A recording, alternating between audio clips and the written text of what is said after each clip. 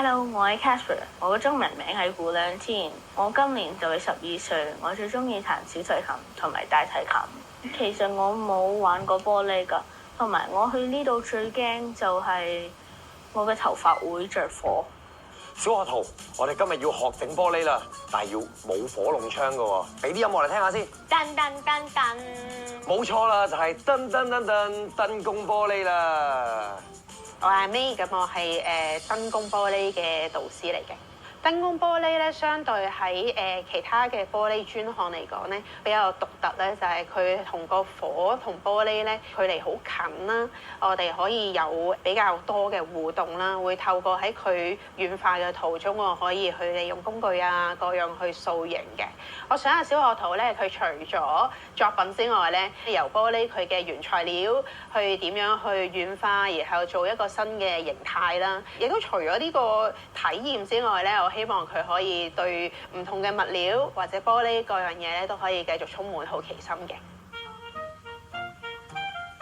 Hello， May 老師，哇，好多玻璃好靚啊！我想問你幾條問題啦，咁啊，不如 Casper 問先啦。整玻璃有幾多種方法啊？整玻璃其實有好多種唔同嘅方法嘅，咁例如我哋會有大型趨勢，你會平時喺電視度可能比較常見到會做大花樽啊、水杯啊咁樣啦，會有燈工玻璃啦，會有一啲我哋會切割咗玻璃先擺入窯度燒嘅，我哋叫窯燒玻璃啦，又或者教堂玻璃咧，呢啲拼合埋一齊，我哋叫雙嵌玻璃。所以其實玻璃有唔同嘅專項嘅。燈工玻璃有咩特色咧？燈工玻璃咧，佢嘅特色就係我哋主要咧就係攞個火槍，係啦，咁就會座台啦，我哋會坐喺度燒嘅。咁個過程裡面咧，其實以頭先提及嘅唔同方式裡面啦，咁佢係比較多係近距離同個玻璃有互動嘅。咁你會經歷個玻璃佢係軟化啦，你會利用唔同嘅工具去塑形啦，個互動係近距離啲㗎嘛。當然燈工玻璃都係好玩啦，一定係。咁我想問啦，咁好玩點解你會接觸到佢咧？同埋點解會開咗呢個工作坊？最初接觸就係其實我本身係比較中意手工藝嘅，咁所以就會接觸唔同嘅手工藝啦。咁當我接觸咗玻璃之後，就發覺佢係好多變化啦。咁同埋呢個物料好特別啊，係啊，咁所以又令到我沉迷咗入去玩玻璃啦。即係啲創作上面就開心咗啦，就令到自己好有興趣啊，想繼續玩落去咁樣。係啦，冇錯。咁啊，我知道你去咗日本啦，咁嗰陣時日本技術交流啦，學到啲乜嘢咧？同我哋香港嘅文化或者係玻璃嘅文化有咩唔同咧？日本嘅文化，我諗大家都知道佢哋係啲嘢係好細緻嘅。咁同埋咧，佢哋係會好按到自己嘅步伐，因為玻璃咧其實有時好有時間限制嘅，好得意嘅。因為我哋要襯一個玻璃去好柔軟嘅時候，係佢嗰段時間未必係好長啦。咁我哋喺有限嘅時間裏面就要做好我哋需要做嘅動作啊，或者塑形啊咁樣啦。咁但係咧，我發覺佢哋咧都係好優雅、好悠閒，就唔知點解，但係佢哋又做到嘅喎。咁我就會覺得好有趣咯，即係佢哋係好優雅地完成每一個佢想做嘅動作咁樣。咁啊，我又亦都知道你教咗班12年㗎，教呢個玻璃嘅，教好多人啊，好多學生咁樣啦。咁啊，我想問你呢12年裏面對玻璃嗰個睇法有啲乜嘢唔同？同埋對燈工玻璃嘅即係嗰個覺悟有冇啲改變咗咧？其實初接觸玻璃咧，總會想係覺得你想盡快去學好多嘢，或者會唔會有一日我學完呢樣嘢啦？咁但係我發覺玻璃其實係學唔完嘅。係啦，佢個世界好大，佢嘅變化好多，咁所以好似 keep 住佢都會有新嘅嘢可以去再發掘咯。係啦，咁係好特別嘅。玻璃製作咁熱咁辛苦，你點樣揾到滿足感啊？咁你呢個問題又好啱喎，又真係好有滿足感㗎喎。因為咧每一個設計咧，尤其是我係比較中意做一啲公仔嘅類型啦。咁玻璃其實佢好講求溫度平均嘅，咁所以我哋每一個設計個結構咧，可能會因為我嘅燒嘅前後次序啊，或者我製作嘅時候嘅角度啊，都會有機會影響到佢佢最後成個成品最後出嚟成唔成功嘅。所以呢個過程有少少係一個隨錯嘅過程啦。可能佢出咗嚟嗰個作品唔係好啱我預想嘅嘢喎，咁我就會再去調整啦。咁直至到有一個自己好滿意嘅作品嘅時候，就會好有成功感。平時咩人會嚟呢度整玻璃啊？平時咧咩年齡層嘅人都有嘅，無論小朋友啊、年輕人啊，或者有啲公司嘅團體啊、老人家都有嘅。年輕人或者係小朋友咧，佢哋就係比較少機會會接觸到玻璃啦，想睇下呢個物料佢係可以做到啲乜嘢咁樣啦。公司團體啊，或者老人家咧，佢哋都會想有啲放鬆嘅活動，係啦。咁有時或者一啲 team building啊咁樣咯。不如講下你嘅風格啦，同埋講下你平時點樣攞靈感去整玻璃嘅一啲造型。風格其實我覺得我偏向趣怪嘅。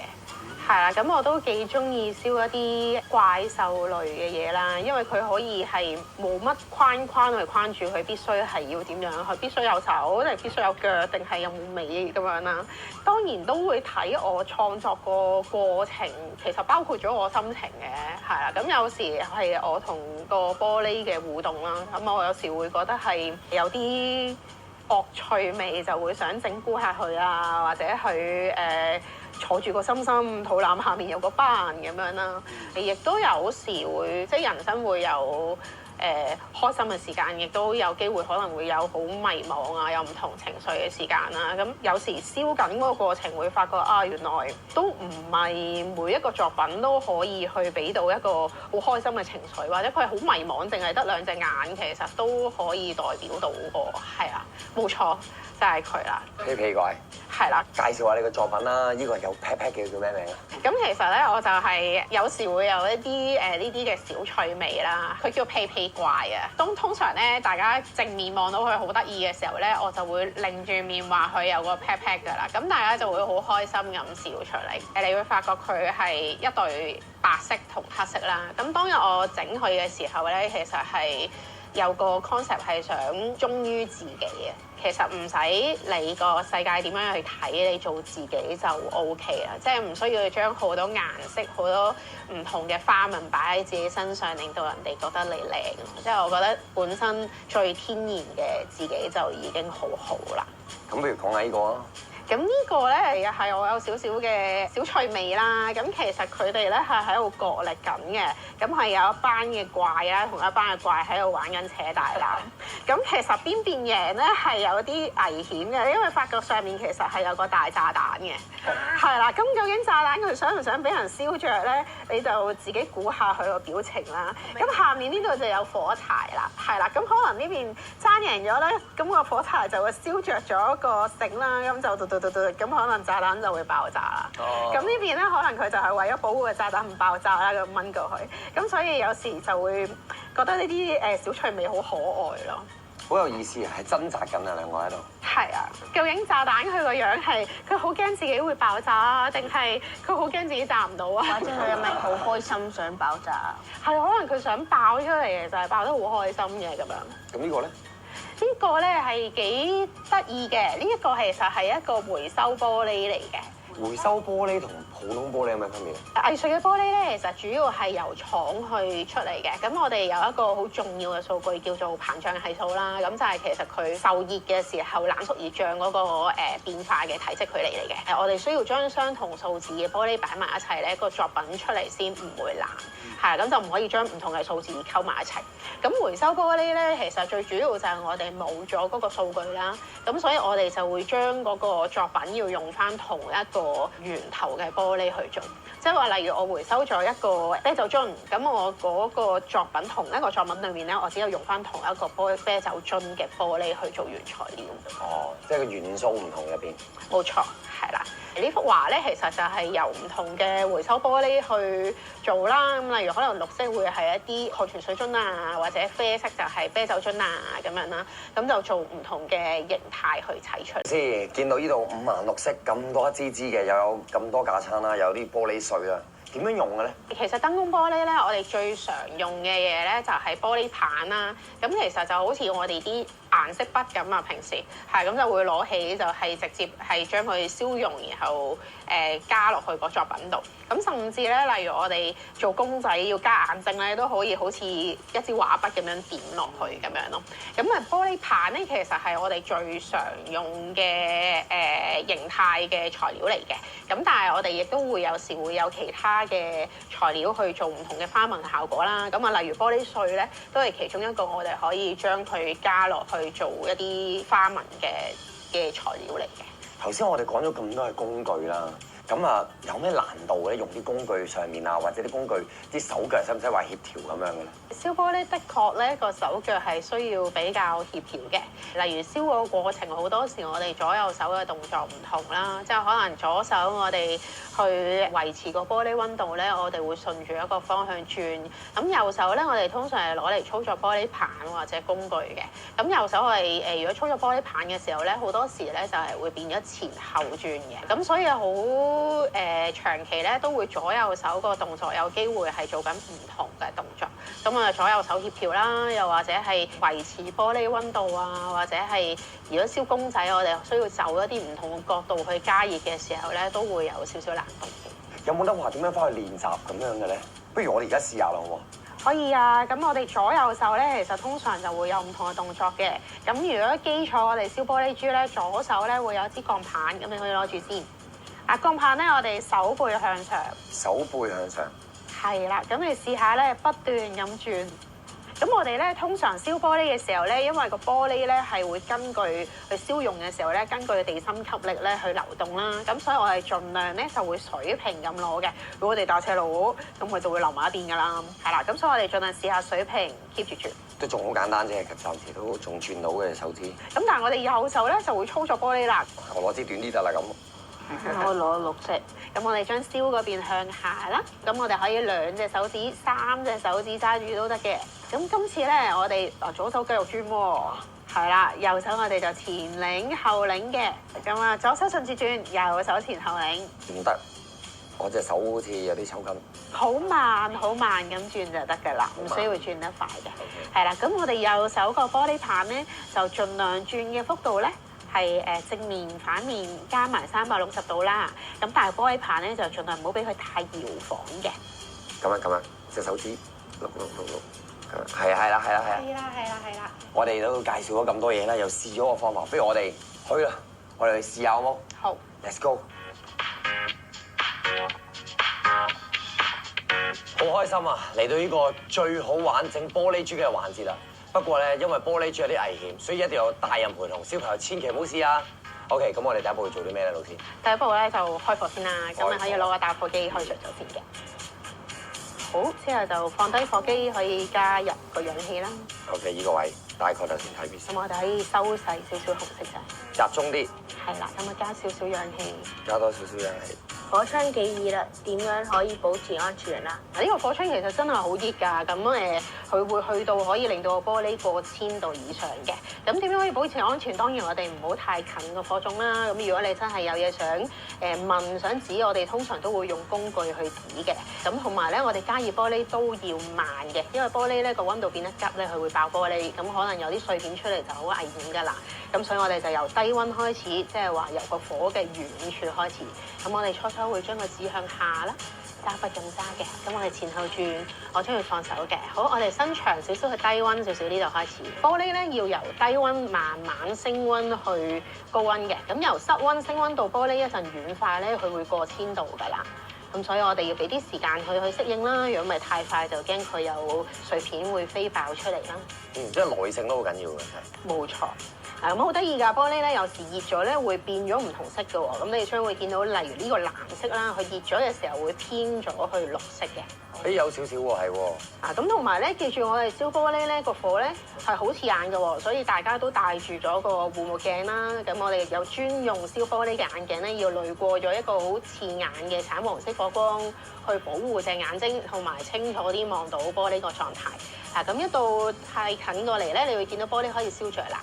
係啦，咁你將要預備將佢捲落鋼棒啦，咁你可以先揸好先。咁我哋暫時將佢向上轉下，咁我哋燒紅咗鋼棒先。嗱，一陣我哋將會碰落去之後咧，將個玻璃碰落鋼棒啦，咁你就要向上完整捲一個圈噶咯喎。咁如果我哋而家需要再將佢變大個咧，你可以先感受玻璃。嗱，你試下右手拎下去軟身嘅喎，咁你就慢慢向上捲，咁佢就加大緊。我放手俾你試啦。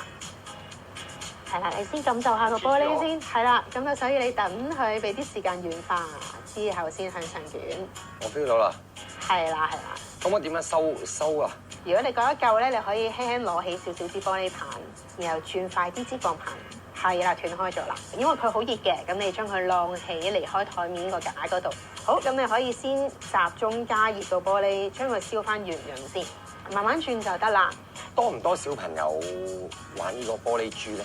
都多㗎，好多小朋友覺得佢好似軟糖咁樣流動嗰個感覺好得意咁樣咯。嗱，如果你見到有一邊嘅玻璃比較多，咁你可以將佢轉向上嘅時候轉慢少少，或者停一停，俾佢跌翻落去。係啦，呢個好似差唔多啦。好好。咁當你想去定型咧，你就需要俾佢冷卻啦。咁我哋將佢攞離開個火下，攞個隔離少少。而家好重要堅持繼續轉到冇光，係啦。咁又唔好突然間加速喎，佢離心力咧好似玩機動遊戲咁，你會飛歪咗嘅。好，轉到冇光咧，我哋需要幫個玻璃保暖，係啦，係啊，因為佢凍得滯，佢都會爛嘅。咁我哋就暖住佢，先至去做其他嘅製作啦。好，咁你可以嘗試預備花紋嘅顏色啦。Jasper， 你中意邊個啊？呢個藍色。呢個藍色，好。我哋燒溶之後咧，會攞個隔離輕輕掂落去，抽起就捲，要捲好快嘅。係啦，我哋要趁佢仲腍身嘅時候咧，佢先捲到。好，嗱，我哋將會攞出嚟啦。咁輕輕碰落去，抽起，捲快啲，係啦，你可以做啊，好得。OK， 捲唔到啦，翻嚟燒住，就係咁樣啦。咁你就做咗第一次啦。我想講佢係會唔同色㗎。哦，係啊，佢燒熱係紅色啊。點解燒咗會紅色㗎？每個玻璃個顏色都個反應都唔同㗎。有啲顏色咧，佢燒熱咗咧就會發晒光。例如白色又好得意嘅，白色咧入到去個火燒溶咗咧，會變咗透明唔變咗嘅。啊，係啊，每個色都會有啲唔同嘅反應。咁點樣可以安全㗎？最緊要你唔好掂佢啦。好，如果有需要，你可以轉顏色，亦都可以繼續加呢個嘅。咁我哋加少少綠色落去啊。好。好，試下打直支玻璃棒，離開個火，碰落去，抽起，即刻轉。好，因為冇唔緊要，因為冇抽起到咧，佢就會停住咗喺嗰個位啊。好，再嚟掂落去，抽起。OK， 好。咁試下燒平咗佢先。佢而家變咗唔知咩樣子。好似，你覺得係咪難㗎？唔係咁簡單嘅，葉師傅係有啲難度嘅，因為咧佢左右手嗰個控制咧係非常之有難度嘅。你呢邊咧又要快啦，呢邊又要慢，即係兩邊手嘅速度係唔同，好緊張啊！呢個位。咁我哋攞出嚟定型啦。好，繼續轉。哦。連發光就要暖住啦。暖住佢。咁你係咪負責俾個造型佢啊？好喎。咁你攞工具啦。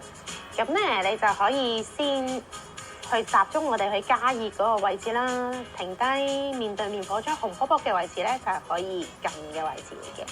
好，咁你可以攞出嚟，攞個平面壓落去，係啦。會 OK， 我哋嘅合作無間啦。我哋合作好好啊！好靚啊！靠你啦，嘿，變咗，麻麻都要試下，唔得嘅原來。所以咧話整玻璃係唔可以快嘅，要慢啲。冇錯。差唔多完成啦，係咪？唔係因為我隻手好似有啲抽抽嚟緊。完成咧，我哋喺保溫呢度咧轉咗20秒。 3、2、1，完成。好，熄火先，之後就放入去。呢個係咩嚟嘅咧？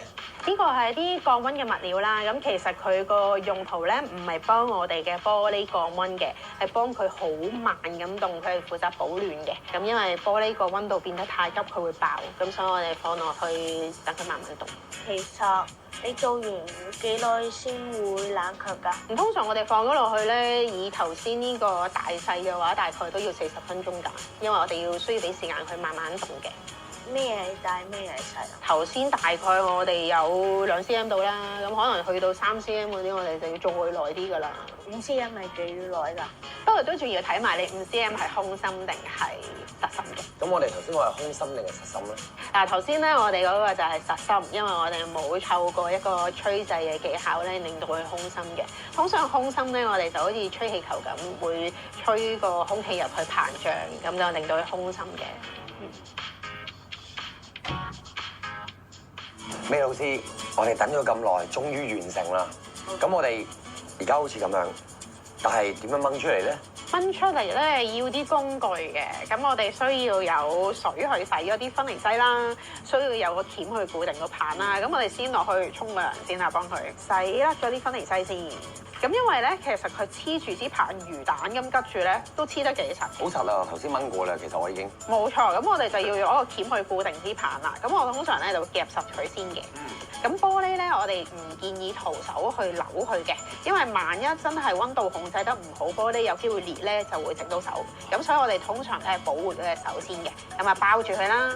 咁啊第一下咧可能要少少力擰喐佢嘅，捏住擰喐，之後就轉，咁就可以放佢出嚟啦。咁佢就落咗水啦。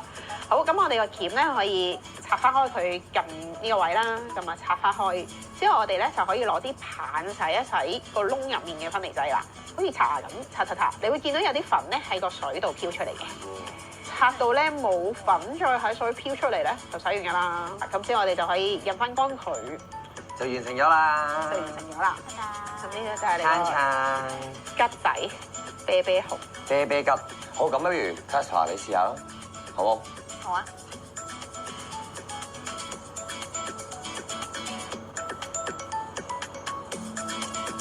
呀，搞掂成功。咁我哋之後最後仲有一步喎，係乜嘢啊？我哋擺落去先，粒珠，即係我哋要將呢個分離劑入邊咧呢啲咁拆翻出嚟，試下，小心隻手指啊！冇錯，係啦，喂 OK 啦，咁乾淨啦，好，搞掂，係咪就係咁樣啦？咁今日多謝晒 May 老師，多謝你哋，多謝你 Clara 今日玩咗咁多嘢，好唔好玩先？好好玩啊！最好玩係邊一 part？玩嗰個火槍。咁我咧就最中意咧就係玩呢個玻璃嘅時候好多嘅創意啊！係啦，冇錯啦，我哋整咗個桔仔啤啤咧，我覺得我哋好有創意，所以咧，我覺得如果我哋慢慢玩落去咧，就可以試下多啲唔同嘅嘢啦，吹下氣球啊，或者做多啲唔同嘅造型咧，會更加好玩啦。